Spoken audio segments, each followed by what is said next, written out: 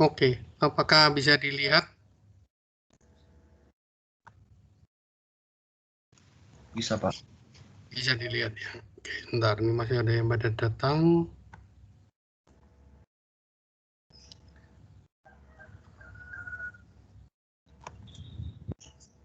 Iya.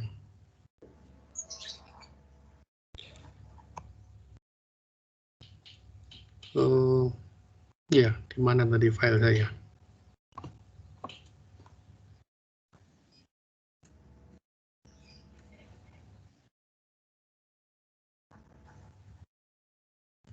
Oke, kita mulai saja nanti untuk yang baru join nanti sekalian biar banyak. Jadi bab 2 itu berbicara tentang gelombang mekaniknya.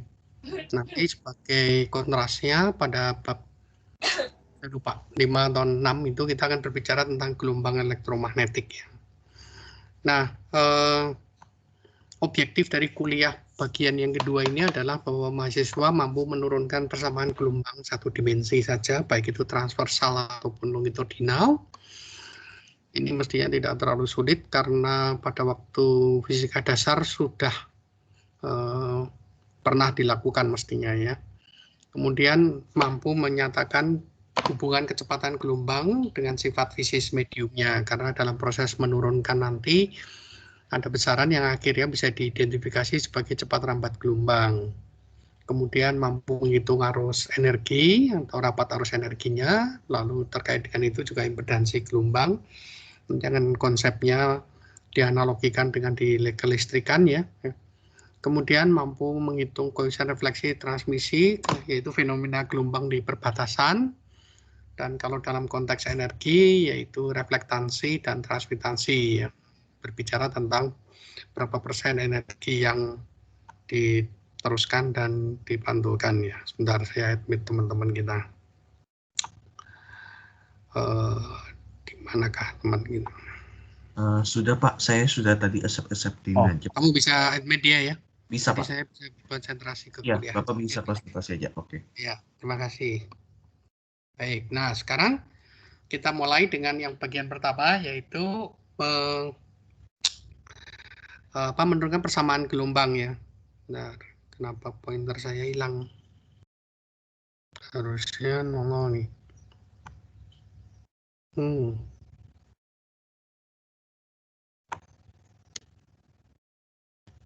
Saya ulang lagi sharing. Apakah layarnya terlihat? Layarnya Terlihat, Pak. Kelihatan ya, tapi saya kehilangan pointer saya. Kenapa pointernya hilang sekarang? Kalau gitu saya ulang lagi dah, karena pointernya hilang. Mana tadi? Desktop, presenting. Oke, nah sekarang nongol lagi dia. Nah, kita akan mulai dengan menurunkan persamaan gelombang ya. Persamaan gelombang elastik pada tali mestinya ini tidak sulit karena ini sudah dilakukan seperti yang tadi saya bilang di tingkat 1 ya. Jadi kita bayangkan ini adalah potongan tali, kemudian ada gelombang yang menjalar, bayangkan aja lah ke kanan gitu ya. Kemudian ini simpangannya dan ini adalah koordinat arah penjalarannya yaitu X. Dan ini potret pada suatu ketika, pada suatu T tertentu. Kita tinjau elemen tali kecil atau pendek aja delta S di sini. Dan karena sudutnya dianggap kecil, nanti aproksimasi sudut kecil, maksudnya ya, sudut dari ini tidak terlalu besar, sehingga sebetulnya delta S dengan delta X boleh dianggap tidak jauh berbeda atau sama ya. Nah kalau kita tinjau elemen ini, maka kita akan melihat bahwa kalau pada gelombang itu tidak ada gerakan pada arah rambatnya di sini. Ini gelombang transversal ya. Jadi pada arah horizontal sih tidak ada resultan gaya. Akibatnya tentu saja kita bisa lihat bahwa kalau ini gaya tegangan tali yang berasal dari sebelah kiri T1, yang berasal dari sebelah kanan dari elemen T2, maka T1 cos theta 1 harus sama dengan T2 cos theta 2 ya. Tidak ada gerakan dalam arah horizontal. Nah, kita sebutlah nilainya itu sama dengan T0 untuk theta kecil ya, jangan lupa tetanya kecil. Jadi sebetulnya cos-nya mendekati 1. Dengan perkataan lain, T0 itu adalah tegangan tali ketika gelombang belum lewat aja gitu, hampir sama dengan itu, ketika talinya masih setimbang gitu ya. Tapi tidak demikian halnya pada arah vertikal. Kalau pada arah vertikal harus ada ketidakseimbangan ya, harus ada ketidakseimbangan. Jadi T2 sin theta 2 minus T1 sin theta 1 adalah gaya resultan dalam arah vertikal. Dalam arah vertikal ini. Nah, itu menurut hukum kedua Newton sama dengan elemen massa di sini delta M kali dengan percepatan dalam arah vertikal AY ya.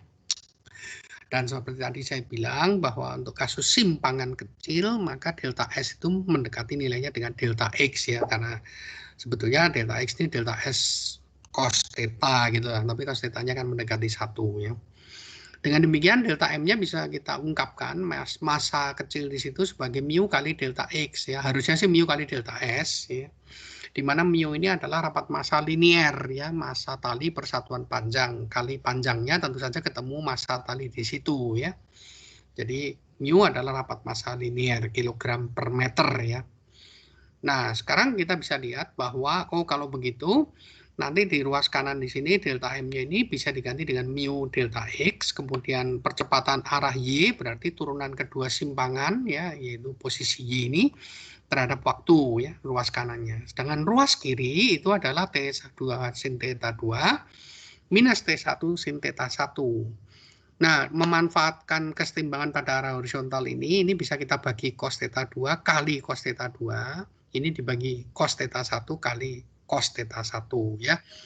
Nah, sin theta 2 dibagi cos theta 2 tentu saja tidak lain adalah tangen ya. Tangen theta 2. Jadi menyisakan tangen theta 2 cos theta 2 seperti ini ya. Demikian juga yang bagian ini dibagi cos theta 1 kali cos theta 1 menjadi tangen theta 1 cos theta 1 ya, seperti ini. Nah, padahal T2 cos theta 2 sama dengan T1 cos theta 1 sama dengan T0 ya. Jadi bagian T dengan cos ini bisa diganti dengan T0 ya. Akhirnya kita punya T0 tangen theta 2 minus T0 tangen theta 1.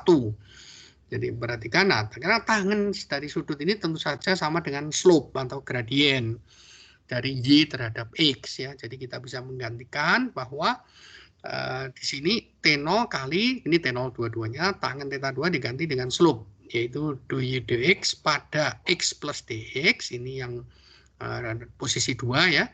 Kemudian minus dy dx pada posisi X ya, pada posisi X di sini. Sama dengan mu delta X kali turunan kedua Y terhadap T kuadrat. Jadi yang ini ya. Yang ini. Nah, bagian yang di dalam kurung ini dengan menggunakan urean Taylor bisa kita sederhanakan ya, karena ini dua-duanya adalah fungsi, yaitu turunan Y terhadap X. Turunan fungsi kan fungsi juga ya. Tentu saja ini fungsi yang lain ya, karena hasil turunannya turunan fungsi yang dievaluasi pada X plus delta X dikurangi nilai fungsi turunan di sini pada X ya. Untuk delta X kecil bisa kita dekati lah ya, bisa kita dekati dengan menggunakan urean Taylor ya, dengan bantuan urean Taylor. Kalau kita pakai urean Taylor, ini fungsi jangan lupa nggak usah terlalu terpengaruh dengan turunannya, pada dasarnya sebuah fungsi yang dievaluasi di X plus delta X berarti sama dengan fungsi tersebut pada posisi X ditambah turunan fungsi ini, dan karena ini berupa derivatif, turunan dari derivatif berarti turunan kedua ya. Turunan keduanya dievaluasi pada X kali delta X, dan ini aproksimasi saja karena kita cuma mengambil sampai turunannya saja ya. Pastinya kalau diteruskan itu turunan ketiga, 4, 5 dan sebagainya. Tidak kita lakukan karena masalah urusannya bahwa delta X kan limitnya diambil menuju 0 nantinya juga. Jadi hanya suku inilah yang dominan. Nah, sehingga dengan menggunakan ini kita bisa lihat tadi turunan dari Y terhadap X di X plus dx dikurangi turunan Y terhadap X di X itu tidak lain adalah faktor ini dikurangi ini ya. Yang kedua yang tentu saja hasilnya tinggal dikurangi yang ini, tentu saja hasilnya tinggal turunan kedua ini ya. Jadi ruas kirinya berubah menjadi T0 turunan kedua Y terhadap X pada posisi X kali delta X. Ruas kanannya sudah bagus. Dari sini bisa kita lihat bahwa delta X bisa kita coret hilang di sini, maka kita bahasanya berhubungan dengan T0 turunan kedua terhadap X sama dengan mu turunan kedua terhadap T, dan ini mudah saja kan, tinggal kita pindah ke ruas kiri Kemudian kita atur ulang akan dapatkan ini. Saya ingin mencoba kita pakai whiteboard-nya ya. Kita coba sedikit. Hanya untuk nyoba itu saja. Karena ada fitur whiteboard dari saya akan coba dan sambil tanya pada Anda apakah bisa dilihat atau tidak ya.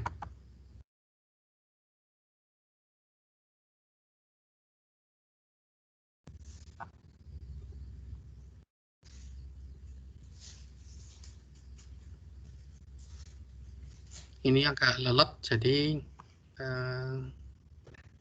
kita tunggu sebentar.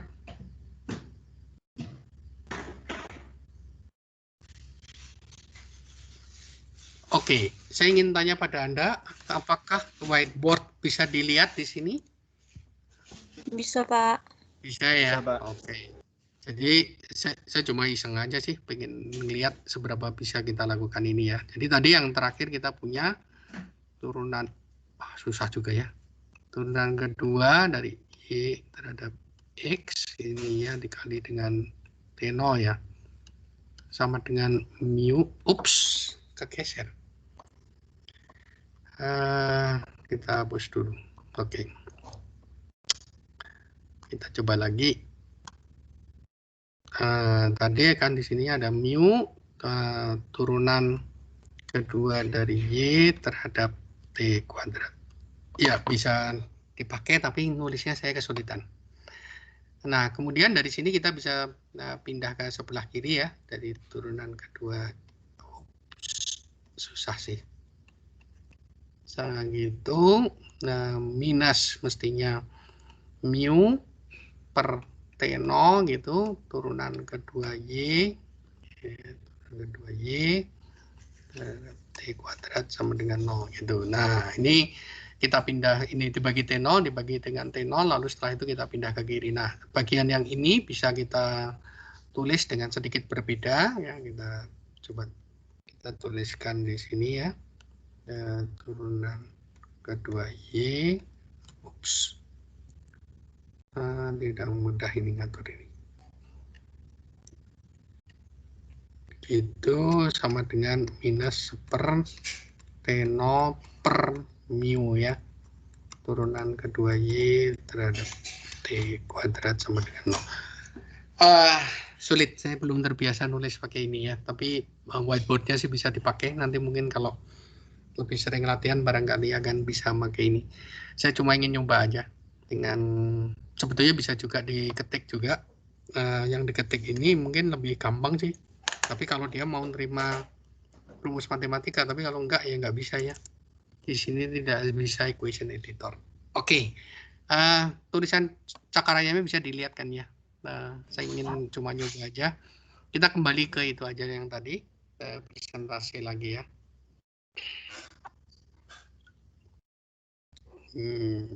Presentasi saya tadi. Oke. Apakah sudah kembali ke presentasi PowerPoint? Bisa dilihat? Sudah. Iya, Pak, sudah. Oke, ya, tadi cuma nyoba-nyoba aja. Kalau nanti sudah lebih lancar, barangkali kita bisa lebih fleksibel kuliahnya ya. Baik, kita kembali ke sini. Jadi, tapi kursor saya hilang. Berarti saya harus berhentikan lagi kayak tadi ini kayaknya, lalu mulai presenting lagi ya. Bentar. Tidak semudah yang diduga semula. Bentar. Saya presenting lagi, sekali lagi ulang, desktop, kemudian oke, PowerPoint saya. Nah, sekarang nongol lagi laser pointernya. Baik, jadi kita punya ini persamaannya. Saya tahu Anda sudah sering melihat di fisika dasar misalnya ya. Mengapa ini kita tuliskan di bawah ini? Karena nanti ini berurusan dengan masalah cepat rambat nantinya. Sekarang pura-puranya kita tidak tahu gitu ya. Jadi dan lagi ini akan lebih mudah diingat sebetulnya begini. Ini kan X ya, kayak semacam X kuadrat, lalu di sini ada T kuadrat gitu. Jadi di sini nanti itu berhubungan dengan V kuadrat. Dan kalau Anda lihat analisa dimensionalitasnya, X itu waktu kuadrat, jarak kuadrat, di sini nanti T, ini V kecepatan jalan, jadi VT itu kira-kira jarak, nah, kalau kuadrat ya menjadi jarak kuadrat. Jadi cukup mudah untuk diingat. Ya. Nah, sekarang apa solusinya? Ini persamaan diferensial, jadi saya ingin mengingatkan lagi persamaan diferensial itu nyari bapaknya, jadi fungsinya apa ya kalau turunannya seperti itu, jadi sulit. Maka biasanya ada beberapa yang dikenal pola-polanya, lalu Anda mempelajari solusi persamaan diferensial linear lah, solusi persamaan diferensial yang eksak dan lain-lain. Tapi pada dasarnya cukup sulit. Biasanya ada yang berpola, ya, ada juga yang orang sudah dapatkan dari mungkin menebak kalau sifat fisisnya dan lain-lain. Nah, salah satunya untuk kasus persamaan gelombang ini, bentuk fungsi yang memenuhi itu salah satunya adalah bentuk fungsi yang seperti ini, fx minus vt, ya, di mana v-nya ini sementara kita anggap parameter dulu. Walaupun nanti tahu bahwa ini adalah kecepatan, tapi sekarang kalau kita pura-pura nggak tahu ya. Dan saya bilang ini salah satu aja, jadi ini bukan satu-satunya solusi yang tadi gitu ya. Tapi ini salah satu solusi yang bisa memenuhi persamaan diferensial gelombang tadi.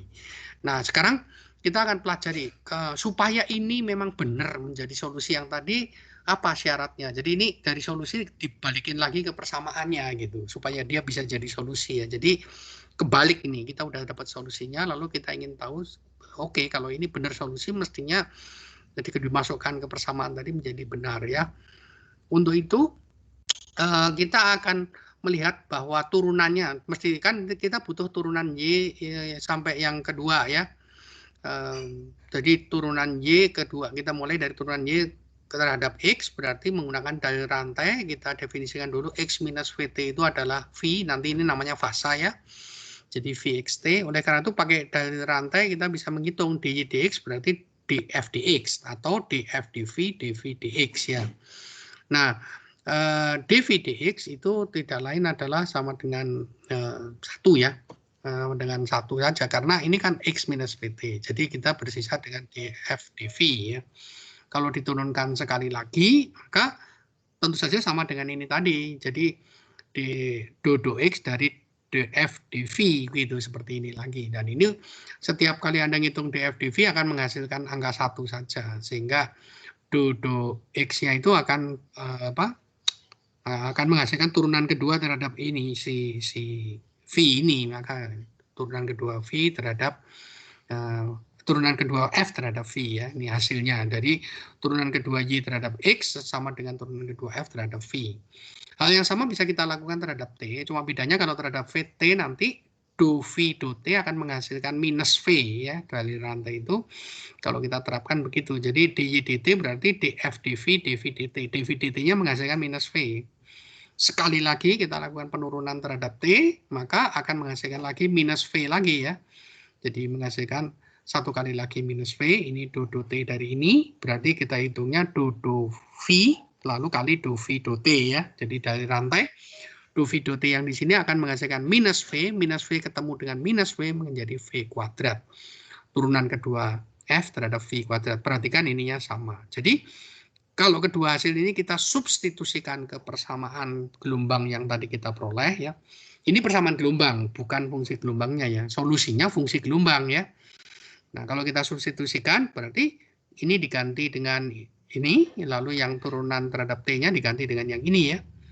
Maka Anda dapatkan bentuk seperti ini, berarti turunan kedua F terhadap V dikurangi V kuadrat T0 per mu, turunan kedua F terhadap V. Nah, ini dua-duanya mengandung turunan kedua F terhadap V, jadi bisa kita keluarkan.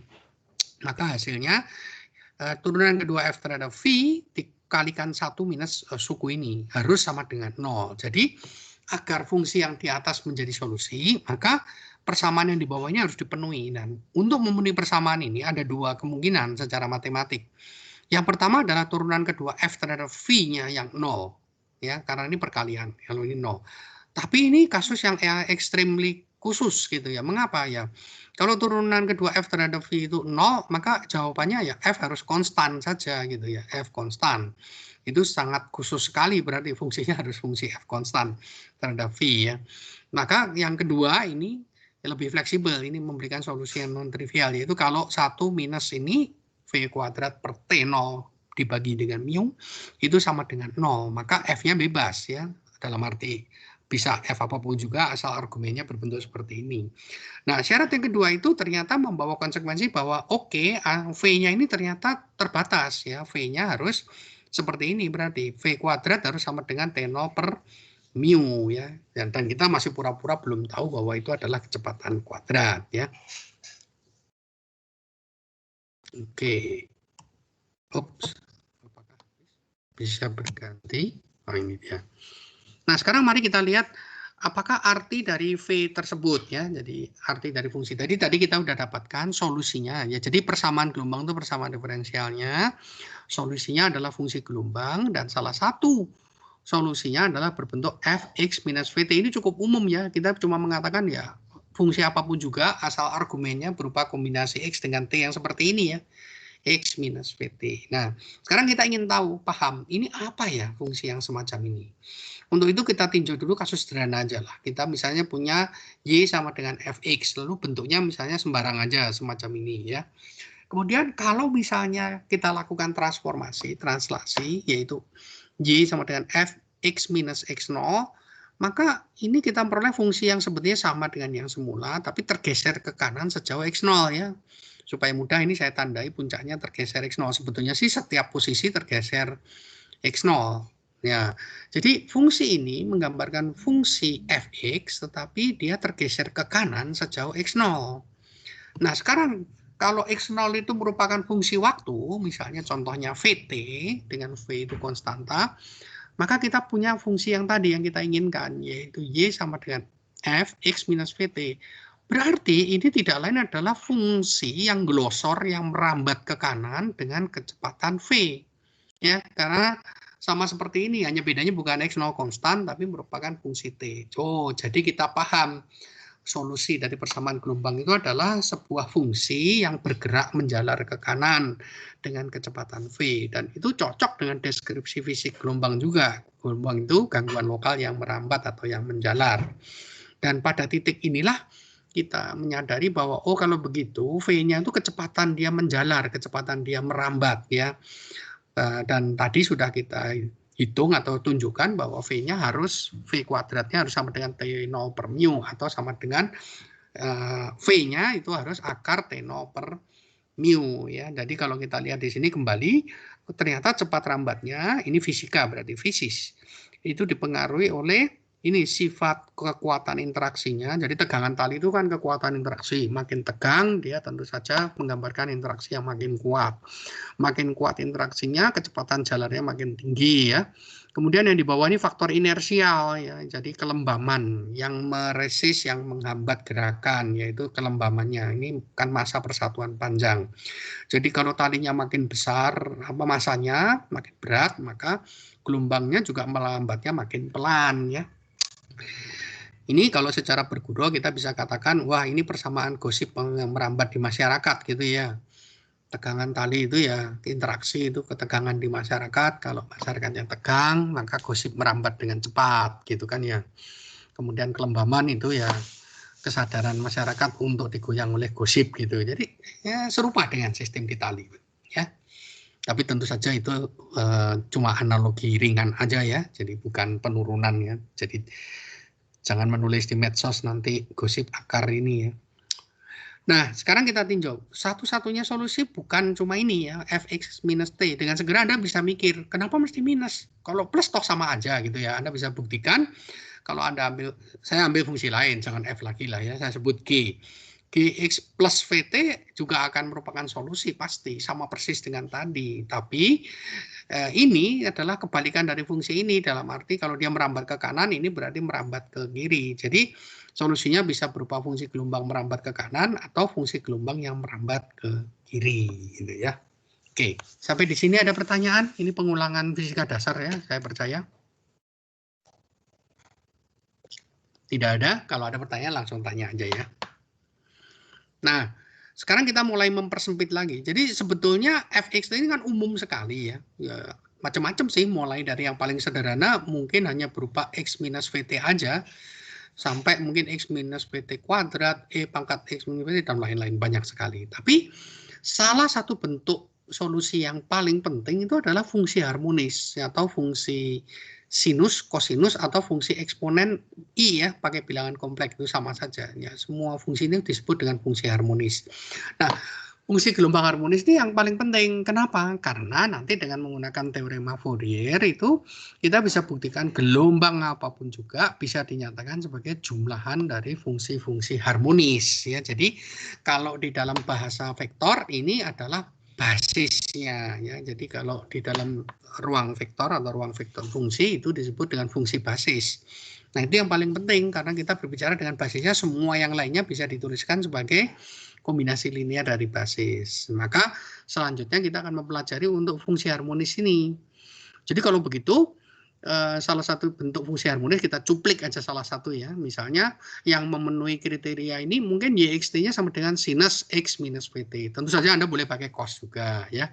Ini jelas memenuhi bentuk ini. Akan tetapi kita bisa buat lebih umum ya. Mengapa mesti begini ya? Kita kalikan dengan konstanta lah di depannya. Jadi K X minus PT itu juga masih oke, masih memenuhi bentuk seperti ini, masih sama. Karena X minus PT-nya di sini masih satu paket nih di sini ada. Lalu kita bisa membuat lebih umum lagi gitu. Kita tambah konstanta di sini. Masih oke, masih sama dengan ini karena yang penting ada paket ini. Ini kan cuma konstanta, tidak ada X, tidak ada V-nya. Tidak ada T-nya ya. Jadi oke, ini lebih umum. Atau kalau enggak kita kalikan konstanta di depannya juga, masih oke juga gitu ya. Jadi bentuk yang lebih umumnya adalah berupa A sinus K dalam kurung X minus PT plus V0. Ya, ini adalah fungsi harmonik dalam bentuk yang umum. Nah, kemudian besaran di dalam sinus ini yang penting sekali, ini yang disebut dengan fase ya. Ini adalah fase gelombangnya. Dan karena ini fase gelombang, tentu saja V0 ini adalah fase awal. Dalam arti ini adalah nilai fasanya ketika X0 dan T-nya 0. Makanya disebut fase awal saja. Dan dengan segera begitu Anda punya seperti ini, Anda tahu bahwa kenapa mesti sin, cos juga bisa gitu ya. Dan kenapa mesti cos, pakai eksponen I juga boleh saja ya. I lalu kali dengan Kx minus PT kali semuanya ini ya, semua bentuk ini dikalikan dengan I. Kalau ini memakai representasi kompleks, kalau Anda pakai representasi kompleks nanti mesti hati-hati ketika Anda mengekstraksi nilainya untuk besaran-besaran fisiknya, ya itu mesti diambil bagian realnya misalnya atau bagian imaginary. Baik, kita teruskan. Nah, sekarang karena tadi kita sudah sampai kepada bentuknya yang seperti itu, maka kita ingin paham gitu ya. Kalau untuk gelombang harmonis itu karakteristiknya, ciri-ciri besaran-besaran penting yang terkandung di dalamnya apa saja ya. Saya sebut dengan besaran-besaran pokok gelombang ya. Jadi ini dipelajari dari gelombang harmonis tadi. Tanpa mengurangi keumumannya kita buat adalah fase awalnya 0, nggak ada gunanya ya. Nah, kemudian kita pakai sifat yang sangat penting, fungsi harmonis. Semua fungsi harmonis sin, cos maupun yang E pangkat I tadi itu semua periodenya 2V radian ya. Atau 360 derajat, tapi saya lebih suka radian ya, karena untuk turunan-turunan semuanya kita harus main di radian ya.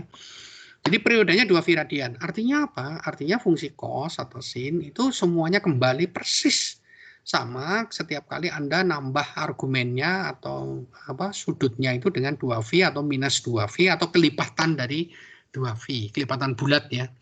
Kelipatan bulatnya. Jadi sama persis, maksudnya sama persis itu everything ya, bukan hanya nilai simpangannya, tapi turunan-turunannya pun sampai turunan kedua, tiga, dan seterusnya sama persis, tidak ada bedanya. Itu maksudnya, bahwa fasanya sama kembali seperti semula ya. Nah, mari sekarang kita tinjau dulu untuk posisi tertentu. Kalau untuk posisi tertentu berarti nilai fasanya V, ini X-nya 0 ya. Karena kita mengatakan bahwa fungsi harmonik itu periodanya setiap 2V, maka katakanlah kalau kita tunggu di tempat itu selama T besar, maka dia akan kembali periodanya fungsinya periodik, dia akan kembali keadaan seperti semula ya. Jadi kalau begitu nilai fasanya akan sama dengan fasa semula plus atau minus 2V. Nah, di sini saya pilih minus nanti biar hasilnya lebih cantik aja, nggak ada tanda minusnya ya. Jadi ini adalah nilai fasa di tempat X sama dengan 0 kalau saya tunggu selama T besar kemudian ya, selama T besar kemudian. Dan saya sengaja nunggu supaya dia fasanya berselisih plus atau minus 2V ya. Kan kita tahu bahwa fungsi cos atau sin tadi fasanya setiap 2V kan kembali lagi seperti semula ya keadaannya. Jadi kalau kita masukkan ke persamaan kita berarti minus, kan tadi ada KX X minus VT, maka Anda tahu mengapa saya pilih minus nih. Minus KVT plus T besar sama dengan ini Vx0T itu kan minus KVT ya, minus 2V. Jadi Anda dengan segera bisa melihat di sini ada minus KVT, di sebelah kanan juga ada minus KVT. Bisa dicoret, menyisakan minus KVT besar sama dengan minus 2V. Minusnya bisa kita buang, maka Anda punya persamaan bahwa KV sama dengan 2V dibagi T. Nah, T ini kita kenal dengan nama periode waktu atau periode temporal period ya, periode temporal, yaitu lamanya waktu yang diperlukan supaya di satu tempat itu fasanya kembali seperti semula, dalam arti fasa fungsi harmoniknya itu bertambah 2V atau berkurang 2V ya. Jadi ini disebut dengan periode temporalnya sama dengan KV. Nah, karena 2V per T ini kalau Anda lihat satuannya radian per detik ya, jadi ini tidak lain adalah kecepatan sudut atau frekuensi sudut. Nanti bisa ditunjukkan mengapa disebut frekuensi ya. Oh, jadi kalau begitu kita dapatkan hubungan yang pertama, omega sama dengan KV. Dan hubungan ini penting ya. Ini menyatakan frekuensi sudut atau ya, kecepatan sudut juga boleh lah ya, sama dengan K, bilangan gelombangnya. Kemudian V adalah cepat rambatnya ya. Hubungan ini hubungan yang penting sekali ya. Kemudian di sini juga kita mendapati bahwa T ini adalah periode temporalnya. Nanti ini akan kita perdalam lebih jauh ya. Jadi lamanya waktu yang diperlukan kalau Anda berada di suatu posisi tertentu sehingga gelombangnya fasanya kembali seperti semula. Kembali seperti semula itu artinya begini sebetulnya dalam hal ini ya, karena ini kita bicara periode itu artinya fasanya bertambah 2V atau berkurang 2V. Tapi Anda harus sadar fasa itu di dalam fungsi cos atau sin. Jadi nilainya sama persis seperti semula nantinya ya. Nilai cos atau sinnya. Nah, sekarang kita lakukan hal yang berikutnya adalah kalau ini di posisi tertentu, kita tinjau pada saat tertentu. Ini lebih gampang. Jadi Anda potret gelombangnya di tali itu aja, jebret gitu. Itulah T0 Anda. Dan seperti tadi, di sepanjang lengkungan tali itu akan kita cari posisi-posisi di mana selisih fasanya 2V atau minus 2V gitu ya. Karena kita tahu kalau dia berselisih fasa 2V maka dua tempat itu pada dasarnya memiliki fasa gerak yang sama persis ya. Ingat, karena cos dan sin kalau Anda geser sudutnya 2V nilai segala-galanya akan sama ya. Dalam arti nilai cosnya, nilai turunan-turunannya semuanya akan sama. Substitusikan pada ekspresi tadi, Kx minus KVT tadi, maka Anda dapatkan yang T-nya kan 0 ya, hilang. K kali X plus lambda, ini adalah jarak terdekat yang fasanya berselisih 2V ya. Maka Anda akan memperoleh bahwa K kali lambda akan sama dengan 2V, karena Kx kiri kanan bisa dicoret ya. Nah, kan dia fasanya bertambah 2V. Kali ini kita pilih yang plus supaya hasilnya plus saja. Jadi Anda dapatkan bahwa K sama dengan 2V per lambda. Dan ini menarik supaya Anda bisa membandingkan bahwa kalau si omega itu sama dengan 2V per T, T itu periode temporal, omega itu adalah frekuensi sudut ya yang di sini. Ini juga sama, Anda punya 2V per lambda dan lambdanya ini adalah periode spasial, yaitu periode ruang, yaitu jarak terdekat di ruang yang memiliki fasa yang berselisih 2V tadi. Anda bilang berselisih 2V atau fasanya sama juga artinya sama saja ya. Kalau kita bilang 2V itu lebih spesifik karena sama itu sebetulnya bisa nambah 4V, nambah 6V dan seterusnya ya. Jadi ada persamaan yang tinggi antara omega dengan K ya. Jadi kalau omega itu adalah frekuensi sudut ya, jadi berapa cepat sudut itu tiap satuan waktu ya dilewati. Kalau di sini persatuan ruang ya. Jadi yang ini lambdanya kan periode temporal, periode spasial. Kalau T-nya periode temporal ya. Nah, K ini disebut bilangan gelombang atau kadang disebut juga kalau dalam 3 dimensi vektor ya atau vektor gelombang gitu. Jadi kita dapat dua karakteristik dari gelombang harmonis, yaitu adanya periode temporal dan adanya periode spasial. Jadi gelombang harmonis itu simetrik banget di ruang sama di waktu gitu ya. Di waktu ada periodenya, di ruang juga ada periodenya. Lalu Anda punya frekuensi sudut, Anda juga frekuensi sudut juga, tapi dalam kurung frekuensi sudut di ruang, maksudnya itu persatuan panjang. Kalau di sini persatuan waktu gitu ya. Oke.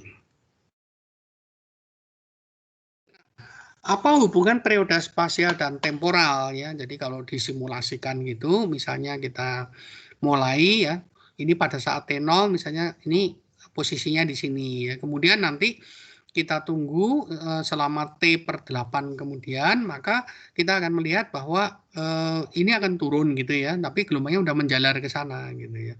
Dalam satu periode dia itu akan gitu, satu periode. Ya, dia akan kembali lagi keadaannya seperti semula di sini ya, bukan hanya simpangannya, tapi kecepatan getarnya, percepatan getarnya, semuanya everything the same antara titik ini dan titik itu gitu ya.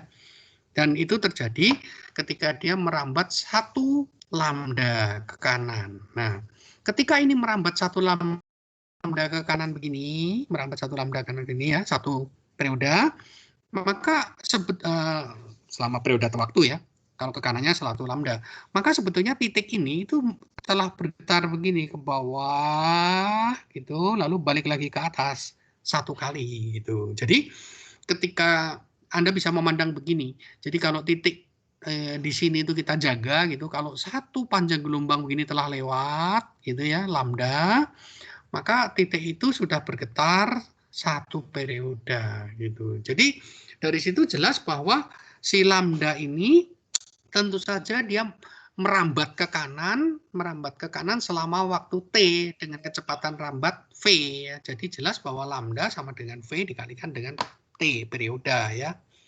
Jadi ini ya hubungannya berarti kita punya bahwa lambda sama dengan cepat rambat kali dengan T periode ruang periode waktu ya, terhubung dengan manis sekali dengan kecepatan rambat ya. Nah, perlu disadari bahwa kecepatan rambat itu berbeda dengan kecepatan getar titik tertentu ya. Kecepatan getar itu turunan dari Y terhadap T di titik itu tidak sama dengan kecepatan rambat, tidak ada hubungannya ya. Ini sendiri-sendiri ya. Kalau kecepatan rambat itu ditentukan oleh sifat medium yang ada di sini ya gitu ya. Dan kalau Anda sudah punya kecepatan getar, Anda bisa ngitung semua turunannya ya. Kalau Anda turunkan sekali, Anda dapatkan percepatan getar di titik itu ya. Mari kita lihat. Nah, selanjutnya kita bahas tentang impedansi dan arus energinya. Ya, impedansi, arus energi. Impedansi gelombang. Gimana kita mendefinisikan impedansi gelombang ya? Mari kita tinjau gelombang yang merambat dari kiri ke kanan ya, kayak di gambar ini, merambat dari kiri ke kanan gitu. Maka berarti titik ini gitu, titik ini itu digerakkan oleh gaya gitu kan ya, ditarik gitu. Gitu. Jadi gerakannya kan vertikal, horizontal tidak ada gerakan. Jadi gaya penggerak, komponen gaya penggerak arah vertikal itulah yang penting. Fy itu sama dengan T dikalikan dengan slope-nya. T kali dy dt. Inilah yang menggerakkan titik ini dia supaya bergerak ke atas bawah ya. Nah, kalau misalnya kita bahas tadi gelombang merambat ke kanan, itu jelas bahwa dengan menggunakan teknik turunan tadi, FP tadi, Anda bisa dapatkan hubungan bahwa sesungguhnya ada hubungan antara dy dx dengan dy dt. Hubungannya sederhana saja ya. Anda bisa buktikan di sini, Anda bisa lihat. Tadi kita udah hitung kan ya, dy dx sama dengan df dv, kemudian dy dt sama dengan minus v df dv. Jadi ruas kanannya ada samanya, cuma berbeda minus v saja. Jadi bisa saya tuliskan dengan menggunakan kedua hubungan ini bahwa dy dx itu sama dengan minus 1/v dy dt, atau Anda boleh ini sebetulnya persamaan gelombang juga, tapi ini cuma persamaan gelombang sebelah ini. Ini persamaan gelombang yang merambat ke kanan ya. Kalau persamaan gelombang kita yang turunan kedua tadi kombinasi, baik berlaku baik ke kanan ataupun ke kiri ya. Nah, gunanya buat apa? Hubungan ini memungkinkan kita untuk main-main di sini. Apakah gaya penggeraknya itu dinyatakan dalam slope atau gaya penggeraknya dinyatakan dalam kecepatan getar gitu ya. Jadi dengan menggunakan hubungan ini bisa dipakai untuk mengubah itu. Jadi kalau kita substitusikan dy dx dengan minus 1/v dy dt, maka Anda akan dapatkan bahwa gaya penggeraknya sama dengan minus sesuatu kali dengan kecepatan getar gitu. Jadi ini semacam gaya penggeraknya itu kayak tegangan gitu, lalu ini kayak arus yang dihasilkannya gitu. Lalu yang di sebelah depan ini kita asosiasikan dengan apa yang disebut dengan impedansi gitu ya. Jadi kita punya bahwa gaya penggeraknya sama dengan minus z dy dt minus z-nya adalah impedansinya. Jadi untuk tali impedansinya diberikan oleh tegangan dibagi dengan kecepatan getar. Sebetulnya tegangannya ini adalah tegangan pada keadaan setimbang ya. Tegangan pada keadaan setimbang. Jadi tegangan dibagi dengan kecepatan getar. Jadi kalau kita lihat ini walaupun namanya sama seperti elektronika tapi dimensinya beda ya. Jadi dimensinya Anda bisa lihat T itu Newton, ini meter per detik. Nanti Newtonnya bisa Anda bongkar ke satuan SI dan Anda bisa memperoleh apa dimensi dari impedansi ya. Oke, nah jadi kalau begitu tadi kita udah lihat ada dua ekspresi bagi FY, komponen gaya arah vertikal yang merupakan penggeraknya tadi. Bisa dinyatakan dengan slope, bisa dinyatakan dalam DY/dt tadi ya. Kalau kita bandingkan dua ini ya, ini kita bandingkan dengan yang ini, maka Anda punya definisi untuk impedansi. Jadi impedansinya bisa dinyatakan dalam Y, yaitu minus T dy/dx dibagi dy/dt. Kalau ini kayak hambatan, maka berarti yang di atas ini kayak tegangan dan yang di bawah kayak arus gitu ya. Seperti seolah-olah gitu ya. Jadi ini kayak tegangan, ini kayak arus ya. Jadi ya impedansi itunya. Nah, karena impedansi tadi sudah kita tunjukkan ya, bahwa itu untuk kasus tali berarti sama dengan T per V, tapi V-nya sendiri cepat rambat kan bergantung T. Jadi impedansinya bisa dituliskan sebagai ZT dibagi dengan akar T per mu. Nah, T dibagi akar T kan menjadi akar T. Nah, ini mu-nya tentu saja naik ke atas, jadi akar mu T. Jadi Anda lihat bahwa impedansi bergantung pada dua faktor di sini, yaitu merapat massa linear dan tegangan tali ya. Cukup menarik bahwa kombinasinya tetap besaran yang sama T mu, tapi tidak sama dengan cepat rambat ya. Nah, kalau Anda perhatikan nanti akan penting agak ke belakang, mungkin dalam beberapa menit lagi gitu ya. Kalau Anda punya tali yang beraneka rupa, maksudnya masanya berbeda-beda, Anda sambung-sambung, kemudian Anda kasih tegangan, lalu gelombang merambat di situ, maka di seluruh bagian tali tegangannya sama. Kenapa? Ya karena kalau tidak sama tali Anda berarti akan menggelosor arah horizontal nanti ya. Jadi di setiap titik di sepanjang tali itu pada arah horizontal akan terjadi kesetimbangan gaya dan itulah tegangan tali ya. Jadi tegangan tali dimanapun juga tidak peduli mu itu akan sama. Itu membawa kita pada kesimpulan bahwa impedansinya kalau begitu ditentukan atau bergantung kepada rapat massa linearnya. Jadi gambaran yang cukup menarik juga artinya impedansi tali itu kurang lebih dipengaruhi oleh beratnya gitu ya, dalam tanda kutip tentu saja. Masanya, massa dari tali itu, massa besar itu berasosiasi dengan impedansi yang besar gitu. Nah, setelah kita bicara impedansi, nanti akan kita pakai di sini. Bagaimana dengan arus energi dari gelombang? Ini penting. Kenapa? Karena gelombang itu adalah energi yang merambat. Kita harus ngomong energi jadinya. Jadi mari kita tinjau lagi tadi. Gelombang yang merambat ke kanan seperti tadi itu ya. Ini tegangan talinya, maka komponen tali yang vertikalnya tadi sudah kita turunkan minus T sinus theta minus T kali dengan sinusnya dikali diganti dengan tangan untuk aproksimasi sudut kecil dan tangannya tidak lain adalah slope-nya, ini kayak penggerak vertikalnya ya. Nah, berarti titik ini dia bergerak vertikal, bergetar gitu. Jadi dia punya kecepatan getar. Dan kita tahu bahwa gaya dikalikan dengan kecepatan yang dihasilkannya itu adalah daya ya, tidak lain adalah energi persatuan waktu ya yang diberikan di titik itu ya. Jadi P daya ini benar-benar satuannya watt, tetapi lebih asosiatif kalau Anda baca joule per detik ya, karena mengasosiasikan energi tiap satuan waktu yang lewat gitu ya. Sama dengan komponen gaya arah vertikal kali dengan kecepatan getarnya ya. Jadi minus T dy/dx kali dy/t. Ini adalah arus energi yang lewat titik ini ya, suatu titik tertentu di sini.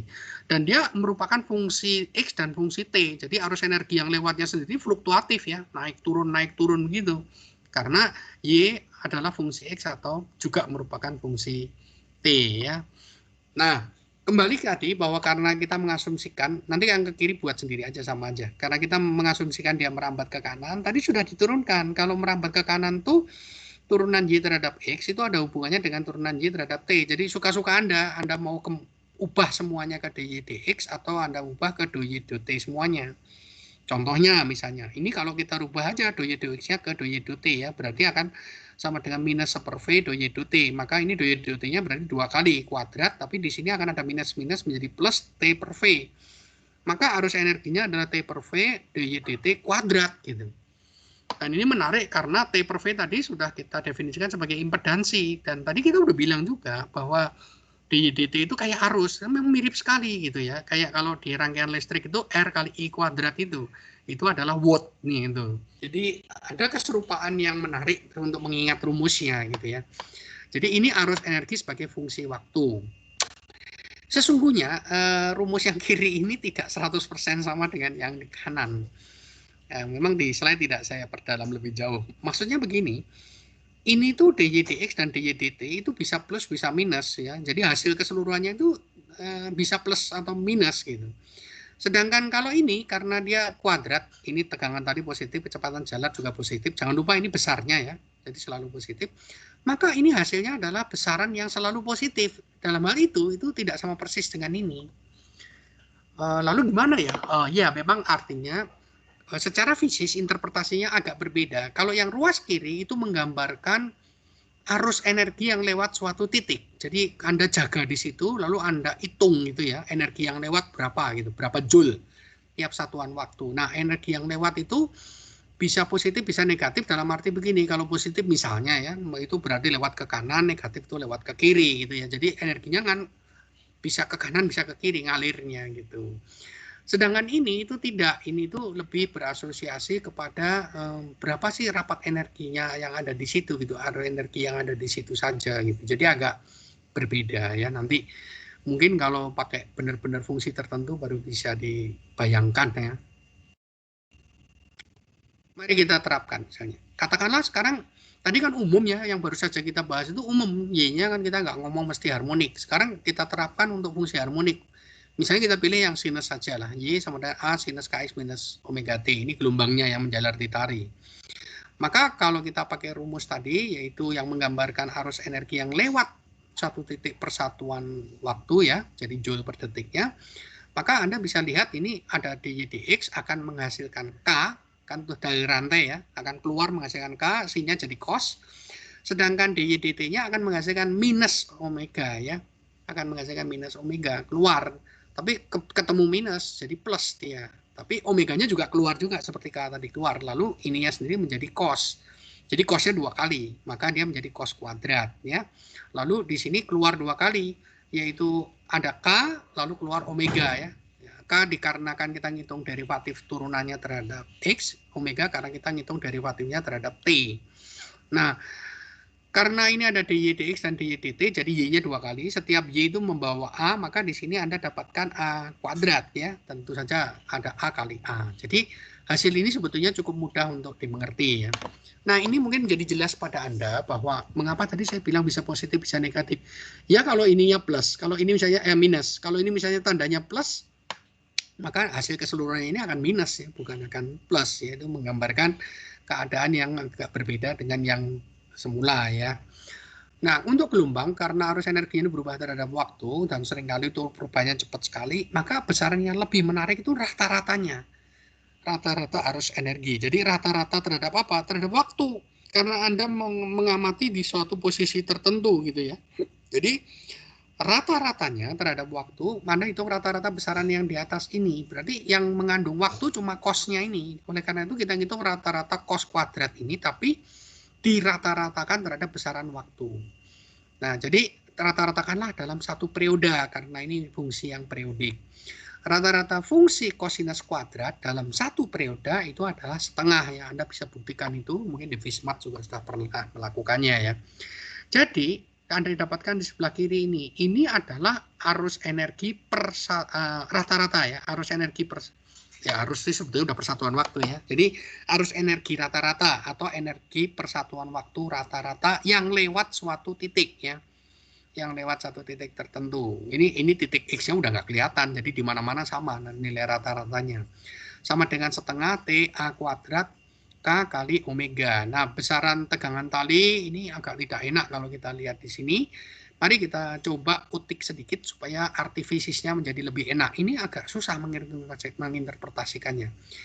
Mulai dari ini, kita tahu bahwa kecepatan rambat itu akar T per mu. Dari tegangan talinya berarti sama dengan mu kali V kuadrat ya.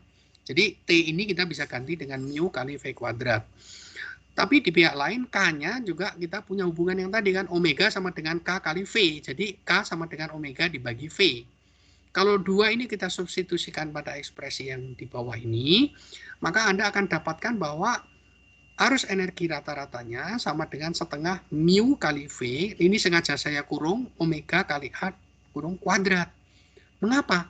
Karena omega kali A itu tidak lain adalah amplitudo kecepatan getar. Ya, ingat ini nih. Ini kan kalau Anda turunkan terhadap T itu kecepatan getar. Tapi begitu Anda turunkan terhadap T kan omeganya keluar kan nih. Ya, omega A. Berarti omega kali A itu tidak lain adalah amplitudo kecepatan getar. Jadi yang ini cepat rambat, yang di dalam kurung ini adalah amplitudo cepat getar ya. Kita kasih lambang di sini VGM. G itu getar, M itu nilai maksimumnya ya dalam arti besarnya saja. Nah, kalau itu kita pakai, ini lebih secara fisika lebih enak lihatnya. Maka menjadi arus energi rata-rata yang lewat di gelombang harmonik itu ya, itu setengah mu kali dengan kecepatan amplitudo cepat getar kuadrat kali dengan cepat rambatnya. Tapi lalu kita tahu di sini ini setengah mu itu kan massa persatuan panjang. Ini amplitudo kecepatan kuadrat. Jadi ini tidak lain adalah energi kinetik maksimum persatuan panjang tali ya. Jadi kalau bahasa lainnya berarti rapat energi kinetik ya, maksimum, rapat energi kinetik maksimum. Nah, di dalam getaran, kalau kita punya getaran ya, energinya kan ada dua macam ya, getaran harmonik itu, energi elastik yang setengah KE kuadrat dan ada energi kinetik yang setengah mv kuadrat. Jumlahnya dalam sistem yang ideal itu selalu konstan, EK ditambah EP itu konstan, itulah energi mekanik, energi yang terkandung di dalam gerakan getaran itu. Dan Anda tahu energi mekanik karena dia konstan, maka berarti nilai energi mekaniknya itu akan sama dengan energi kinetik maksimumnya atau energi potensial maksimumnya. Karena kalau salah satu dari bentuk energi itu maksimum, pasti yang lainnya nol ya. Jadi kalau begitu, walaupun ini kita turunkan untuk energi kinetik maksimum, tapi sebetulnya bolehlah kita baca. Yang ini tuh boleh kita baca sebagai energi energi ya. Jadi energi aja, nggak usah pakai maksimum ya. Jadi energi yang terkandung di dalam gelombang tersebut persatuan panjang ya, energi persatuan panjangnya atau rapat energinya ya, energi density-nya.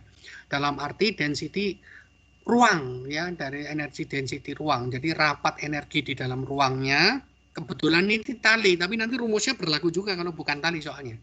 Jadi yang di bagian ini adalah KM-nya ini boleh kita baca sekarang sebagai energi density, rapat energi, kali dengan cepat rambat gelombangnya.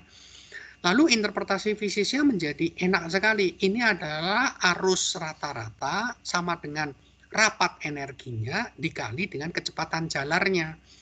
Kan arus, Anda berbicara arus itu ada sesuatu yang bergerak ya, ini kecepatan jalarnya itu. Kemudian Anda bicara tentang arus energi, ini adalah rapat energinya ya. Jadi kalau energinya padat ya tentu saja rapat arus energinya juga tentu saja besar ya. Tapi kalau energinya cuma persatuan panjang sedikit ya tentu saja arus energinya juga kecil. Demikian juga V-nya, cepat rambatnya.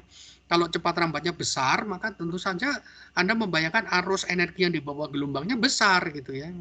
Arus energi rata-rata ini ya akan besar. Demikian juga kalau cepat rambatnya kecil ya berarti arus energi yang lewatnya juga akan sedikit ya. Ingat kita bicara arus, jadi di sini persatuan waktu ya, energi persatuan waktunya. Nah, rumus ini jadi mudah diingat sekarang ya, jadi tidak terlalu sulit. Baik Anda mengingat dalam arti fisik ataupun Anda bongkar kembali ke pengertian KM-nya ya, energi kinetik maksimum tadi yaitu. Tapi energi kinetik maksimum persatuan panjang ya. Oke, sebelum saya lanjutkan, ada pertanyaan? Tadi ada yang sebelumnya Pak mau nanya. Ya, boleh aja, silakan yang mana? Yang 2 slide sebelumnya kayaknya yang FY sama dengan min T. Itu kenapa minus ya? Oh, yang mana? Yang ini? Slide ini atau sebelumnya lagi? Aduh, ini enggak. Ini ya benar. Min T sin theta kenapa minus ya? FY sama dengan min T sub Sebetulnya data. yang kita bahas ini kan apa, gelombangnya menjalar ke kanan, jadi sebetulnya suplainya datang dari kiri kan. Gelombangnya menjalar ke kanan, suplainya datang ke kiri. Artinya sesungguhnya yang digambarkan dari sini itu adalah yang ini reaksinya dari yang itu, yang ke arah sini, yang ke arah sini. Jadi kita bayangannya gini, bayangannya ya. Ini potongan tadi yang sebelah kanan itu kayak dari sebelah kiri Anda punya tangan pegangin ini, lalu Anda tangannya yang goyang-goyangin ini gitu ya, yang membuat sebetulnya tangannya yang membuat tegangan tapi juga sekaligus goyang-goyangkan gitu.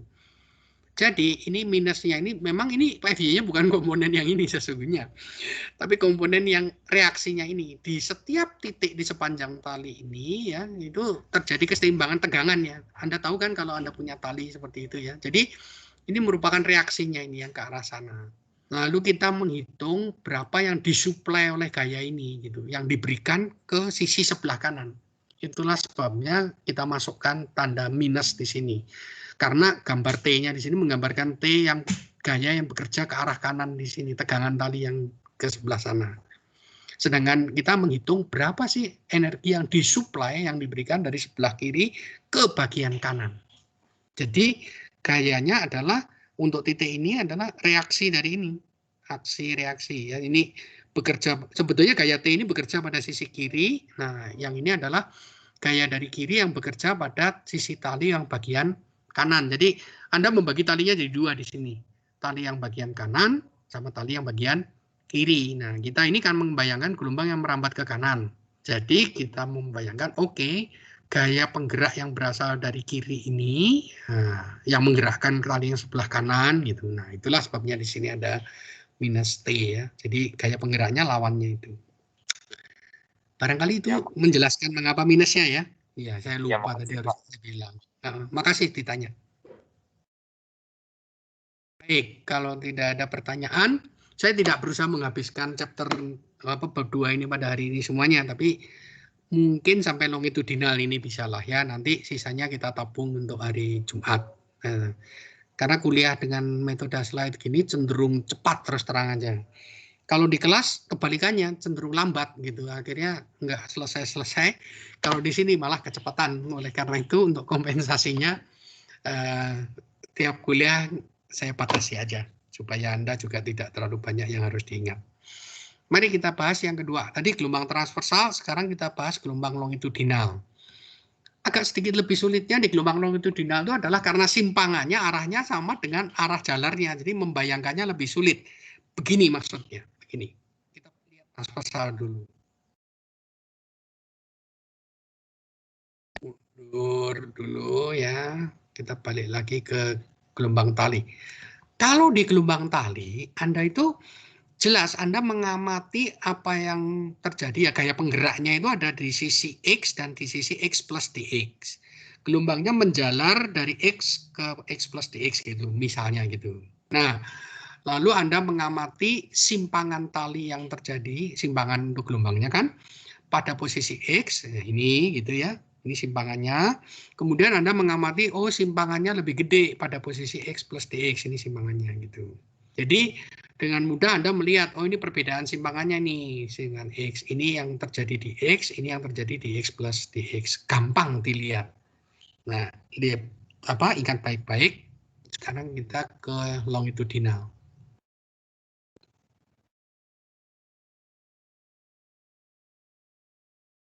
Nah, sekarang di gelombang longitudinal, kita bahas dulu gambarnya dulu aja. Ini ceritanya adalah kolom udara ya, supaya mudah kita bayangkan kolom udaranya lewat silinder kan, sebetulnya nggak masalah lah silindernya, tapi bisa Anda perbesar semau Anda. Lalu kita memperhatikan elemen kolom udaranya itu. Ini kayak di tali elemen talinya itu. Nah, di sini enaknya adalah kalau di longitudinal delta X nggak ada delta S. Ya udah delta X saja di sini ininya gitu kan. Ini delta X ini. Tapi delta X bukan nggak ada ininya. Lihat, perhatikan baik-baik. Jadi Anda berbicara tentang gaya penggerak yang membuat elemen massa ini bergerak, geser ya. Jadi di dalamnya ada molekul-molekul banyak. Kemudian Anda berbicara tentang dia menggeser ke kanan, ke kiri gitu. Itu kan simpangannya. Nah, sebetulnya yang menggerakkan tentu saja adalah gaya penggerak, gaya ya, Newton. Tapi kalau dalam gas gitu, biasanya kita bukan berbicara gaya tapi tekanan ya. Tapi kan tekanan nggak ada arahnya ya. Di sini kita tekanan skalar. Jadi Anda bayangkan panahnya ini adalah gaya tekan ya. Jadi gaya yang terkait dengan tekanan gitu. Jadi ini bukan menggambarkan panah tekanan ya, tapi gaya tekan. Tapi yang saya tulis di sini tekanan. Berarti andai kata ini geser ke kanan, berarti kan disebabkan karena tekanan dari sebelah kiri lebih besar dari tekanan dari sebelah kanan ya. Ini posisi X, kemudian ini adalah posisi X plus delta X ya. X kita itu yang horizontal. Kita itu horizontal. Jadi karena PX itu lebih gede misalnya ya. Ini panahnya juga tergambar ini kecil. Karena PX itu lebih besar dari P pada X plus DX, itu maksudnya P di sisi kanan, maka elemen massa ini tergeser ke kanan. Tapi terjadi hal lain, ada dua hal yang lain terjadi. Bukan hanya tergeser ke kanan. Anda kalau tergeser ke kanan aja, mestinya bentuk kotak ini sama gitu. Bentuk kotak itu sama. Kenyataannya tidak seperti itu karena ada sifat elastik dari gas ini sendiri ya. Jadi ada elastisitasnya. Kayak di tali tadi simpangan dari kiri tidak sama dengan simpangan dari kanan. Mengapa? Karena ada elastisitasnya. Ada elastisitasnya. Jadi akibatnya sisi kiri memiliki simpangan si X yang tidak sama besarnya dengan sisi kanan. Ya, ini simpangannya. Tapi Anda perhatikan, yang bikin rumit ngukur simpangannya kan nggak kayak tadi. Kalau di tali tadi enak ya, semuanya diukur dari sumbu horizontal aja, sumbu aksis atau sumbu X. Ini dari dua titik yang berbeda, seolah-olah ini diukur dari kiri, ini diukur dari kanan, karena itulah titik equilibriumnya, ya, pada keadaan setimbangnya tadi, gitu. Jadi molekul-molekul sebelah kanan menyimpang sejauh si X plus delta X, jadi artinya ini simpangan titik yang di kanan gitu aja lah ya, kan ini posisinya. Ini adalah simpangan kiri, jadi akibatnya, akibat ketidakseimbangan tekanan tadi, elemen massa ini mengalami dua hal. Dia menggeser, tapi sekaligus dia melar gitu ya. Katakanlah dia berubah ukurannya. Tapi ada yang sama, massanya sama, hukum kekekalan massa. Tidak ada yang bocor, tidak ada tambahan baru. Tapi volumenya berubah. Karena volumenya berubah, maka rapat massanya berubah, maka tekanannya yang ada di dalam sini juga berubah dibandingkan dengan tekanan itu. Jadi, kalau di dalam gelombang longitudinal lebih kompleks ya. Nanti kita berbicara gelombang simpangan. Jadi simpangannya ini ada menjadi gelombang sendiri. Kita bicara gelombang tekanan. Tekanannya juga bervariasi dari tempat ke tempat, dari waktu ke waktu. Anda berbicara tentang gelombang rapat massa. Rapat massanya juga berubah dari posisi ke posisi, dari waktu ke waktu. Jadi ada 3 macam nih yang bisa diurus. Tapi untuk kuliah ini kita urus salah satu, lalu duanya Anda urus sendiri karena tidak terlalu sulit untuk mengaitkan itu ya. Nah, pemulurannya tentu saja mudah ya. Pemulurannya ya kita tinggal bilang aja lah. Ini kalau mula-mula ini panjangnya delta X, maka panjang yang baru ini adalah delta X ditambah selisih dari simpangannya ini kan, simpangan si X dengan di posisi itu dengan ini itu. Jadi ini adalah panjang kolom yang baru gitu. Nah, jadi pemahaman terhadap gambar ini penting untuk bisa mengikuti penurunan yang selanjutnya ya. Tadi sudah saya singgung, yang menyebabkan dia bisa bergetar itu karena ada sifat elastik. Kalau nggak ada sifat elastik, bubar lah, tidak akan terjadi getaran ya. Nah, sifat elastiknya diwakili atau dikarakterisasi oleh modulusnya, modulus elastisitas. Kalian ingat nggak kalau di pelajaran di fisika dasar, misalnya modulus elastisitas itu pada dasarnya ya, modulus elastisitas itu adalah besaran yang menyatakan rasio perbandingan antara stres dibagi dengan strain ya. Oke, stres itu apa? Stres itu adalah ya tergantung kita bicara sistem apa ya. Kan kalau di elastisitas itu ada stres yang misalnya apa? Stres geser, ada stres tarik, ada stres tekan gitu kan ya. Mungkin pernah belajar di fisika dasar. Stres tarik itu artinya gaya persatuan luas ketika gayanya itu bersifat menarik ya, menarik bendanya. Stres tekan itu adalah gaya persatuan luas, gaya apa? Gaya tekan, karena itu menekan permukaannya. Stres geser ya, tentu saja gayanya berusaha menggeser suatu permukaan gitu ya.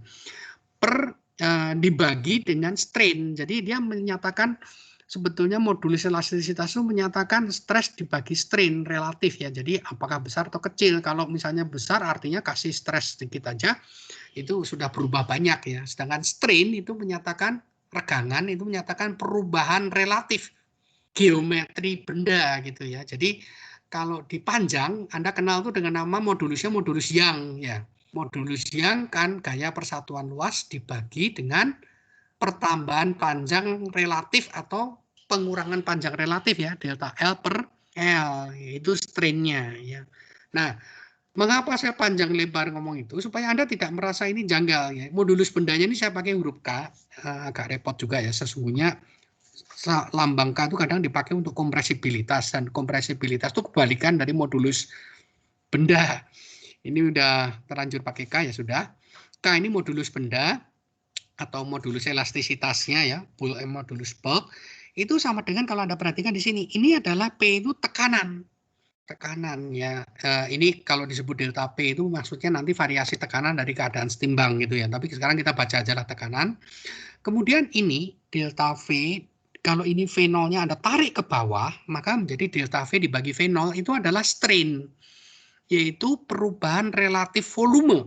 Jadi Anda bayangkan kalau Anda punya volume kecil, kemudian ditekan dari segala penjuru, kemudian Anda menaikkan tekanannya, ya, tekanannya berubah, bervariasi, dinaikkan, maka volumenya juga mengalami perubahan bentuk kan. Jadi ada delta V, perubahan bentuk volume relatif terhadap semula V0. Jadi ini sebetulnya tidak lain rumus yang sama dengan definisi modulus Young.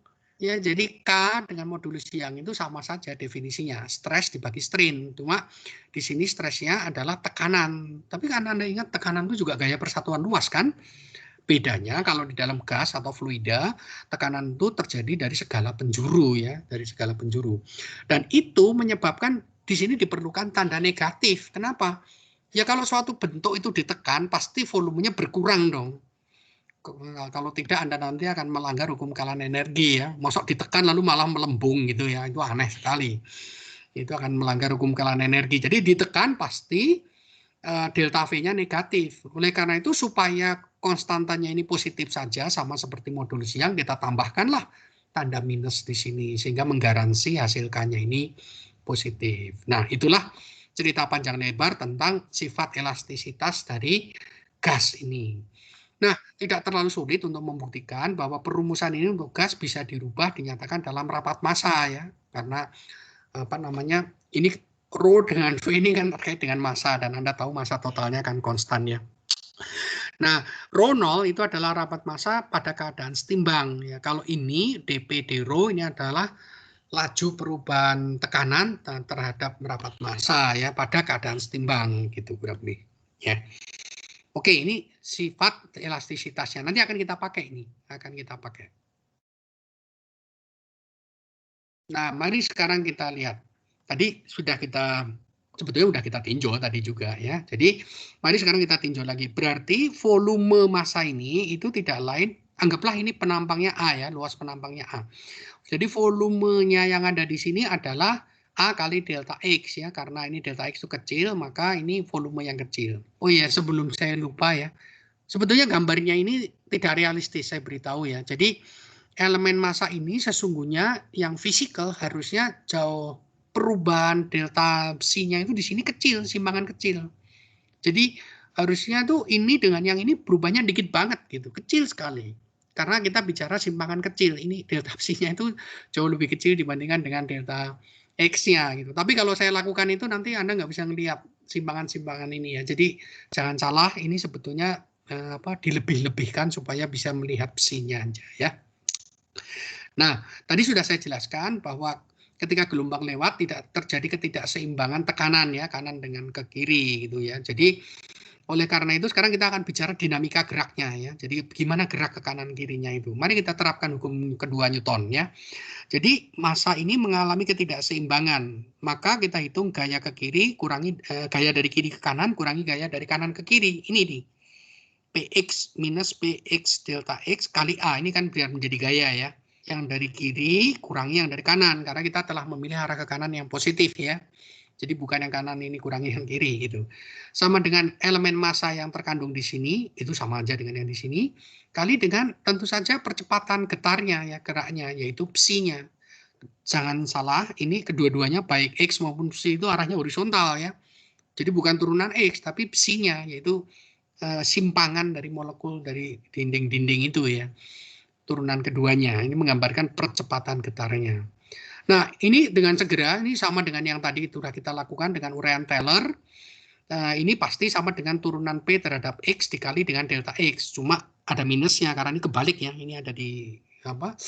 PX plus delta X-nya ada di suku kedua soalnya. Jadi, minus 2P 2X kali delta X ya. Anda cek lagi dengan menggunakan uraian Taylor. Sama persis dengan yang tadi.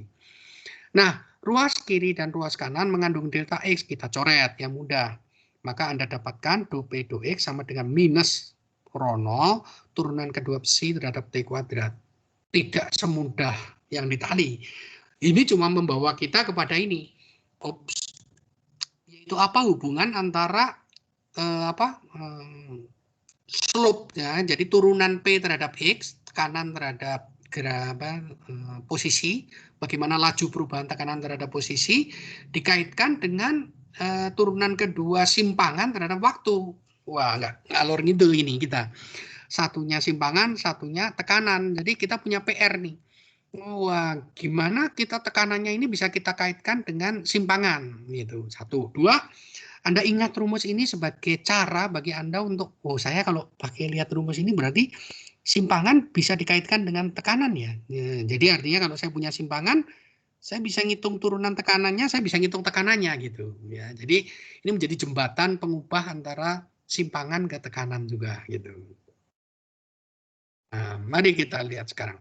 Nah, tetapi tekanan itu saya bisa pandang begini. Mula-mula tidak ada gelombang, maka tekanannya sama dengan P0. Itu adalah tekanan pada keadaan setimbang di mana-mana. Ya, jadi artinya di mana-mana di seluruh posisi X. Gara-gara tegangan gelombang lewat, maka setiap titik itu tekanannya berubah. Nah, ini ada variasi tekanan. Jadi tiap titik tekanannya berubah. Maka kalau di sini P besarnya tekanan absolut di titik itu, delta P ini menyatakan variasi tekanan di titik itu, alias simpangan tekanan terhadap tekanan pada keadaan setimbang. Jadi kalau tekanan yang ini selalu positif, yang ini enggak, delta P itu bisa plus, bisa min. Kenapa? Ya karena dia menyatakan simpangan dari keadaan setimbang. Jadi bisa lebih tinggi, jadi plus, atau bisa lebih rendah, jadi minus. Ya, jadi delta P boleh plus, boleh minus. Kalau P besar tidak, ya, oleh karena itu. Nah, tapi P0 itu tekanan pada keadaan setimbang itu suatu konstanta ya, keadaan sebelum ada gelombang lewat. Jadi kalau kita hitung turunan P terhadap X, maka tentu saja makhluk ini konstanta, diturunkan hilang. Sehingga dP besar dx itu sama dengan d delta P dx ya, ini.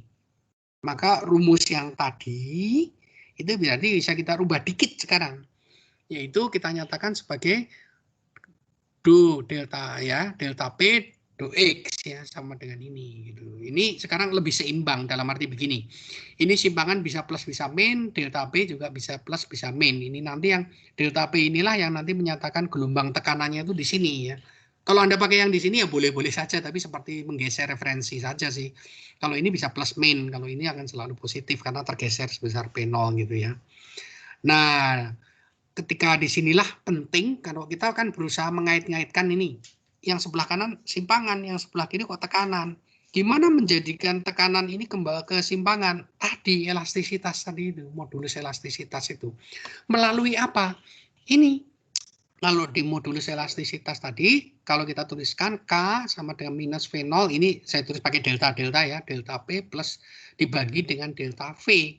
Berarti delta V, delta P, tekanan, ini bisa keseleo dengan delta V volume ya. Delta P tekanan berarti sama dengan K gitu, dikalikan dengan delta V volume dibagi dengan V0 ya, seperti ini ya, tanda minus. Nah, Anda bisa lihat nih di sini nih. Tuh. Berarti ini sudah bergeser nih, jadi dari tekanan berubah menjadi perubahan volume, dan perubahan volume itu terkait dengan simpangan, perubahan simpangan. Ups. Mengapa? Ya jelas, perubahan volume adalah volume akhir dikurangi volume awal. Ya, volume akhir tidak lain adalah luas permukaan kali dengan perubahan panjangnya. Ya. Kemudian kalau volume awal adalah A kali delta X. Jadi hasilnya A dalam kurung delta X plus delta psi itu yang ini kurangi delta X, coret-coret, maka Anda dapatkan perubahan volumenya sama dengan A kali delta psi, di mana delta psi itu menyatakan selisih simpangannya antara dinding kiri dan dinding kanan dari elemen kita.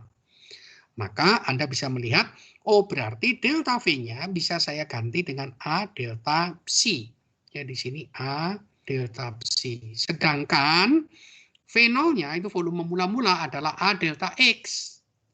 Jadi di atas ada A, di bawah ada A. Maka kita punya delta P sama dengan minus K delta psi dibagi delta X. Atau dalam limit menuju 0, ini menjadi minus K do psi do X. Ya. Jadi rumus 4 ini memberi rumus untuk Anda bagaimana mengubah gelombang simpangan menjadi gelombang tekanan. Ya. Ini delta P menyatakan variasi tekanan. Ada juga buku-buku udah nggak usah pakai P, ininya dibuang aja. Tapi dalam pengertian begini, P-nya itu adalah variasi tekanan, boleh plus, boleh min gitu ya. Ini saya pelihara deltanya untuk mengingatkan aja sih bahwa ini variasi tekanan loh ya gitu ya. Jadi kita bisa mengubah bagaimana menyatakan variasi tekanan ini dinyatakan dengan minus K do psi do X. Nah, sekarang lihat rumus yang keempat ini, lalu liriklah ke rumus yang kedua. Jelas bahwa kalau delta P ini saya ganti dengan ini, maka ruas kiri dan kanan dua-duanya adalah gelombang simpangan, besaran simpangan. Dan karena ini do X, ini ada do X, maka ini jadilah turunan kedua X terhadap psi terhadap X ya. Jadi udah kelihatan itu persamaan gelombangnya. Ini dia ya.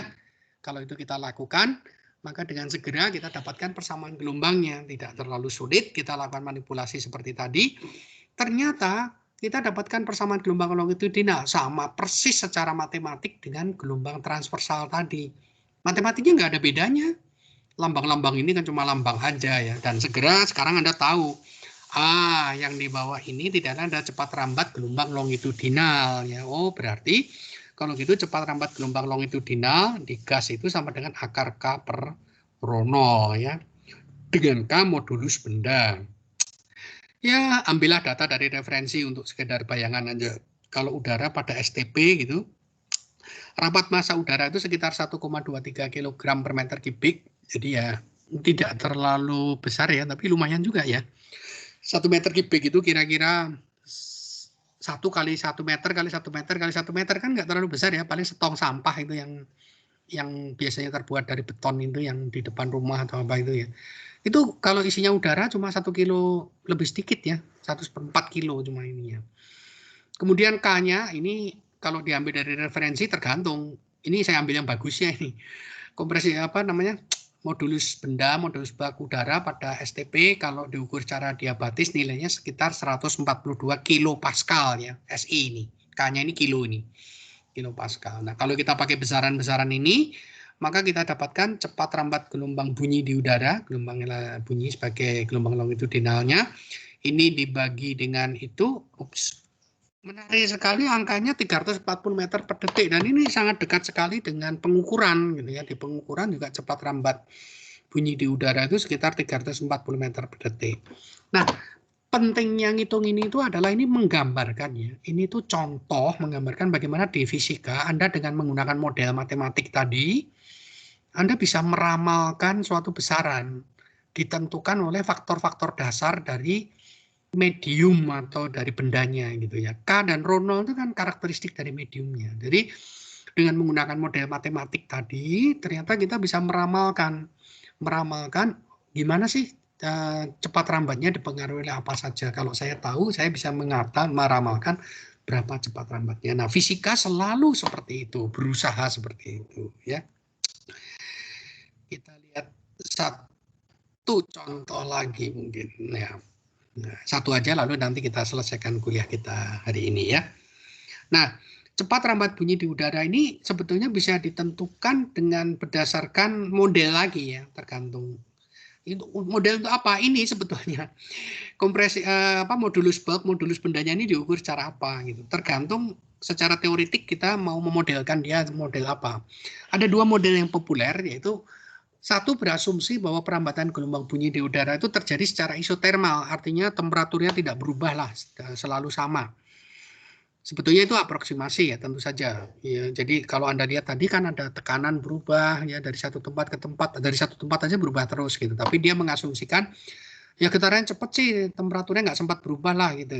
Nah, itu model yang pertama. Model yang kedua nanti adalah bahwa prosesnya adiabatik. Satu-satu dulu aja. Ini yang model isotermal. Model bahwa perambatan gelombang longitudinal, gelombang bunyi di udara itu adalah isotermal. Satu. Dua, asumsi lagi nih. Dianggap bahwa gasnya memenuhi persamaan keadaan gas ideal. Jadi gasnya gas ideal. Anda tahu gas real itu kelakuannya nggak sama dengan gas ideal. Ya. Jadi ada dua asumsi ini. Sudah dianggap isotermal, dianggap lagi satu gasnya seperti gas ideal. Kalau dia gas ideal, maka tekanan dengan volume itu ada hubungannya, PV sama dengan nRT. Kalau nggak ideal juga mirip dengan ini, tapi ada koefisien virialnya ya. Saya nggak tahu Anda belajar nggak di termodinamika ya. Contohnya itu persamaan van der Waals dan lain-lain juga. Balik ke gas ideal. Jadi PV sama dengan nRT. Nah, tadi asumsi isotermal itu sebetulnya cuma mau bilang gini, ruas kanannya konstan ya, gitu. Dan ini memberi kepada kita hubungan antara P dengan V.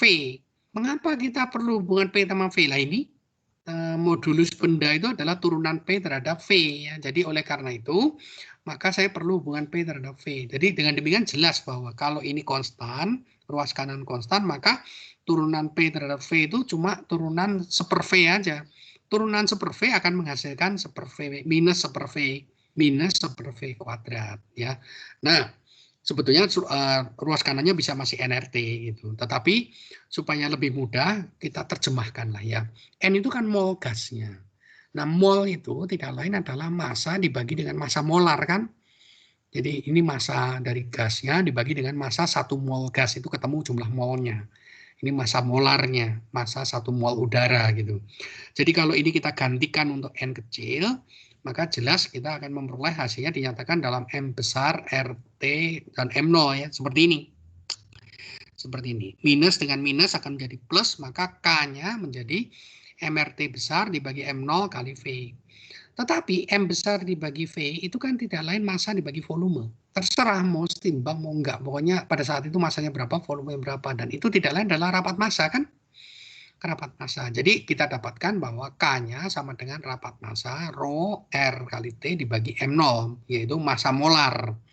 Massa molar udara, massa molar gas. Nah, jadi kalau tadi rumus kecepatan rambat itu K per Rho, maka berarti di sini, ini udah Rho-nya sudah. Jadi kalau saya pindah ke kiri kan menjadi K per Rho. Menjadi RT dibagi M0. Ya, Anda dapatkan cepat rambatnya RT dibagi M0. R adalah tetapan gas, T temperatur absolut, ya, Kelvin, M0 massa molar. Kalau pada udara STP, yaitu temperatur Kelvinnya 293 Kelvin, tetapan gasnya 8,31 SI ya. Massa molar udara itu sekitar 29 gram per mol ya. Ini gram, jadi dijadikan SI dulu nanti ke kilogram. Anda hitung RT dibagi M0, perhatikan ini ada 10⁻³ karena itu dikilogramkan.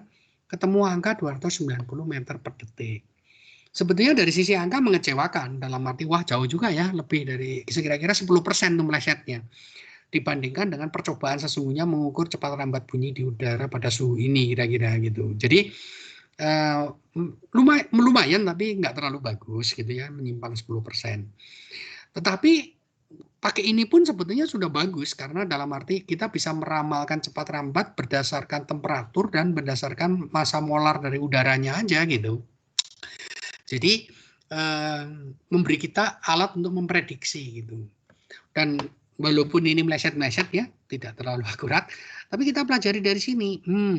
Kalau begitu V-nya itu bisa kita anggap dia berbanding lurus dengan akar T ya. Ya, akar T itu apa? T itu temperatur udara pada saat itu. Oh, berarti kalau udaranya panas, V-nya besar. Udaranya dingin, V-nya kecil, gitu kan ya.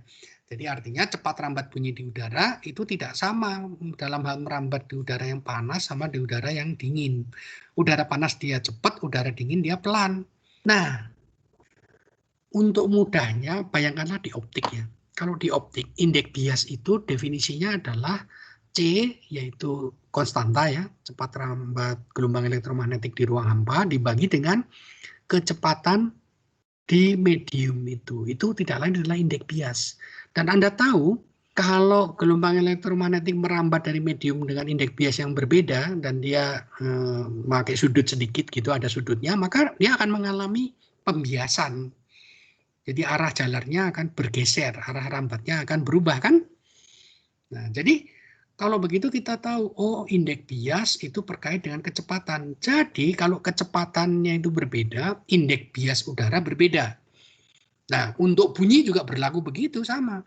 Berarti kalau ada bunyi merambat di udara, dan kemudian udara yang dekat bumi dan udara yang di atas itu berbeda temperaturnya, itu bisa terjadi pada pagi hari atau pada sore ketika pemanasannya tidak merata ya, mungkin lapisan atmosfer atas dipanaskan dulu atau bawahnya dipanaskan dulu, maka terjadi pembelokan perambatan bunyi. Nah, jadi terjadi pembiasan karena udaranya tidak sama suhunya. Nah, Anda silahkan Anda gali pengetahuan lebih banyak ya. Apakah pembelokannya itu jadi kalau pagi hari, kalau siang atau sore itu gimana? Apakah kan bumi itu agak melengkung gitu kan, apakah permukaan udara gelombangnya itu merambat ke atas lalu kayak terpantul terbias ke bawah, atau malah kebalikannya, dia dari atas merambat ke bawah lalu mantul ke atas gitu misalnya. Silahkan Anda pelajari ya. Dikit lagi, tadi udah model perambatan gelombang pada thermal ya, yang kurang bagus. Yang lebih bagus itu yang adiabatik. Jadi dia berargumentasi begini, karena frekuensi getar itu tinggi, maka bukan temperaturnya yang harus kita patok konstan, tapi tidak sempat terjadi aliran kalor dari satu posisi ke posisi yang lainnya. Jadi karena perubahan densitas dan tekanannya terjadi begitu cepat, udah balik lagi. Jadi pada dasarnya kalornya itu tetap konstan, tidak ada kalor yang ngalir dari satu bagian ke bagian yang lainnya gitu. Nah, kalau seperti itu berarti prosesnya adiabatik. Kalau adiabatik, maka persamaannya yang dipakai adalah persamaan adiabatik. Ini bukan berarti persamaan gas ideal tadi nggak berlaku ya, masih tetap berlaku. Tapi khusus untuk proses adiabatik dengan menggunakan hukum satu termo bisa Anda buktikan bahwa PV pangkat gamma harus konstan. Konstan itu maksudnya begini. Maksudnya P1 V1 pangkat gamma sama dengan P2 V2 pangkat gamma, berapapun juga 1 dan 2-nya itu dimanapun juga gitu ya. Nah, gamma adalah rasio dari kalor jenis pada tekanan dan pada volume konstan ya. Jadi ini rasionya tergantung pada gasnya ya, ada gas monoatomik, gas diatomik, campuran dan sebagainya, nilainya ini bisa beda-beda ini si gamma ini ya. Jadi ya, gamma ini berbeda-beda tergantung pada jenis gasnya ya. Nah, di sini saya tidak turunkan karena saya tidak ingin merampok semua kesenangan dari Anda utak-utik ya. Anda bisa buktikan bahwa kompresibilitasnya itu bisa dibuktikan sama dengan gamma kali P ya. Tidak terlalu sulit lah karena ruas kanalnya konstan kok ya. Nah, kalau K-nya sama dengan gamma kali P ya cepat rambatnya mudah lah. Berarti gamma P dibagi rho saja. Nanti rho-nya Anda ambil rho pada keadaan setimbang. Ini P-nya juga P pada keadaan setimbang gitu ya. Jadi kalau udaranya bertekanan 1 atmosfer, gamanya 1,4 misalnya kayak gitu, Anda akan dapatkan angka sekitar 340-an juga. Itu tadi mirip dengan model yang pertama tadi kita buat ya. Cuma di sini lebih fundamental lagi ya. Kita lihat ini rapat masanya berapa di udara ya. Ini kita ambil yang 1,4 nih misalnya contohnya. Sebentar. Rho-nya saya ambil. Ini sebetulnya nggak konsisten ini gitu kan. Harusnya saya masukkan yang ini ya. Ini bukan 5/3. Ini gamanya gas ideal. Enggak. Ini kalau ini kan 1,6 ya. Harusnya pakai yang di udara aja. Udara itu bukan 1,6, 1,4. Jadi ini akan sedikit lebih kecil dari ini, lebih akurat.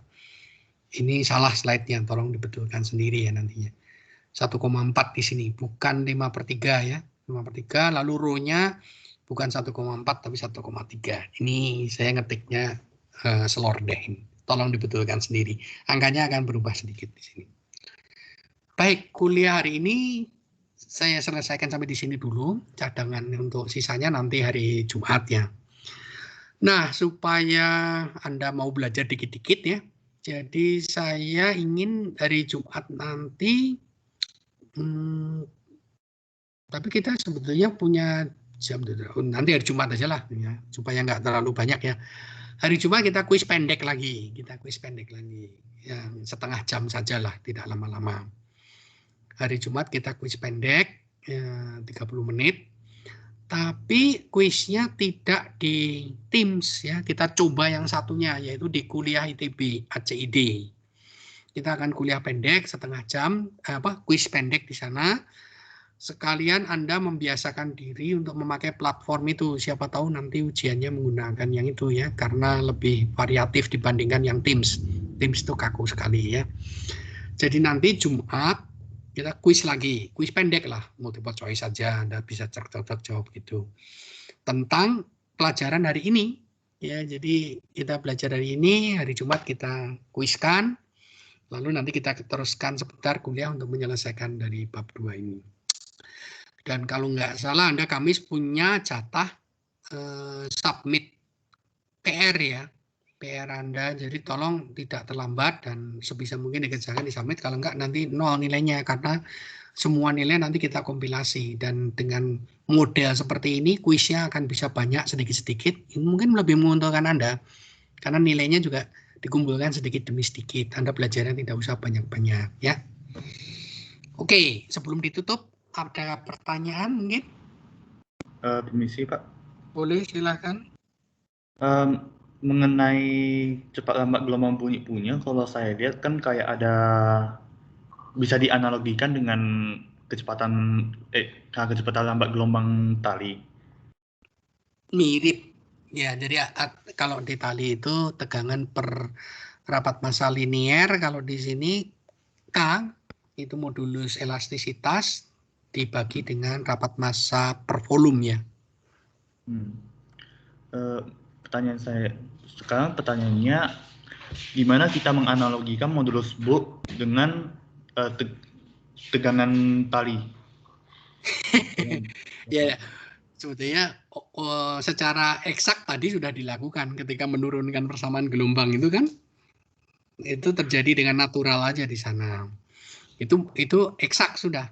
Maksudnya kalau tanya buktinya kok bisa gitu ya, itu terjadi di situ udah dengan sendirinya gitu. Tinggal lihat penurunan tadi. Tapi kalau secara fisis ya, bukan masalah penurunannya nih. Secara fisis itu kira-kira gini, kalau ada benda yang K-nya besar itu artinya apa? Kita balik ke definisinya ya.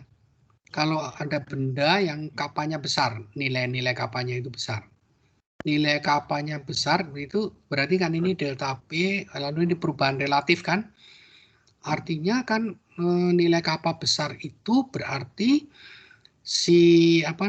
perlu delta P yang besar untuk menimbulkan perubahan volume yang besar juga, gitu bukan? Iya Pak.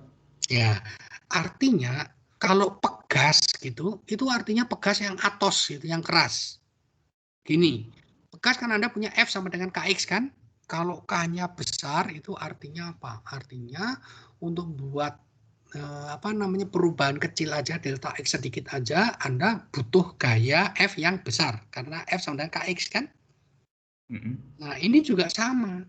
Berarti kalau modulus elastisitasnya itu besar, berarti butuh tekanan yang besar agar terjadi deformasi volume ya, terjadi perubahan volume. Jadi dia keras.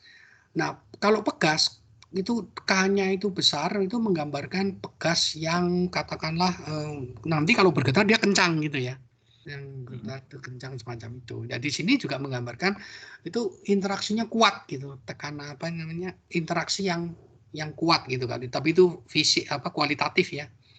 Jadi besaran kappa ini, modulus benda ini, modulus elastisitas ini menggambarkan kekuatan interaksi dari mediumnya gitu. Kalau modulus elastisitasnya besar, berarti modulusnya itu memiliki kekuatan interaksi yang besar. Akibatnya cepat rambatnya di situ juga besar gitu. Tapi kalau modulusnya kecil berarti renggang gitu ya seolah-olah, maka cepat rambatnya lebih sulit. Jadi dia merambatnya lebih pelan dari satu tempat ke tempat lain. Tapi itu penjelasan kualitatif. Kalau penjelasan kuantitatifnya sih, tadi penurunan tadi kan terjadi sendiri. Begitu kira-kira. Ada lagi yang tanyakan? Terima kasih. mungkin untuk yang lainnya ya. Jadi saya tadi kan menurunkan persamaan gelombangnya untuk psi ya, simpangan. Nah, kalian mesti utak-utik untuk yang dua yang lainnya, untuk tekanan dan untuk yang rapat massa gitu. Pertanyaannya adalah apakah cepat rambat yang diramalkannya akan sama enggak? Secara fisis logika harus sama.